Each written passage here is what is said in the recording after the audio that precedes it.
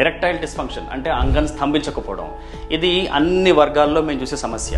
So young పాపులేషన్లో especially software engineers అలాంటి వాళ్ళలో మేము చూసేది లైఫ్ స్టైల్ వల్ల అయితే కనుక 40-45 ఏళ్ల వయసు దాటిన తర్వాత మాకు కొన్ని ఆర్గానిక్ కాజెస్ కనపడుతూ ఉంటాయి.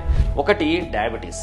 చాలా కాలం కనుక డయాబెటీస్ ఉండి అన్కంట్రోల్డ్గా ఉంటే శరీరంలోని ప్రతి చిన్న రక్తనాళాల్లో పూడికలు ఏర్పడి కొవ్వు పేరుకుపోయి రక్త ప్రసరణ తగ్గుతుంది. ఆ ప్రక్రియ అంగంలో కూడా జరుగుతుంది. సో దానివల్ల అంగం సరిగ్గా స్తంభించకపోవడం అనేది చాలా కామన్ సమస్య.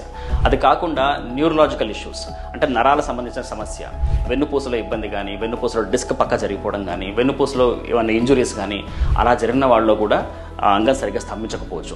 ఇవి కాకుండా చాలా కాలంగా పేషెంట్స్ వయాగ్రా వేసుకున్న తర్వాత కొంతమంది ఇంజక్షన్లు అవి వాడుతూ ఉంటారు. ఆ ఇంజక్షన్స్ కూడా పీనిస్తూనే ఇచ్చుకుంటారు. ఆ సెల్ఫ్ ఇంట్రా క్యావర్నల్ ఇంజక్షన్స్ కూడా చాలా కాలం కనుక వాడితే వాటి వల్ల కూడా అంగస్తంభనం జరగకుండా అది కూడా వరుస అయ్యే అవకాశం ఉంటుంది. సో ఇలాంటి సమస్యలు ఉన్న వాళ్ళు కనుక 40-45 ఏళ్ళ పైన కనుక ఉంటే వాళ్ళు తప్పనిసరిగా ఒక ఆండాలజిస్ట్ని కలిసి సరైన సలహా తీసుకోవాలి.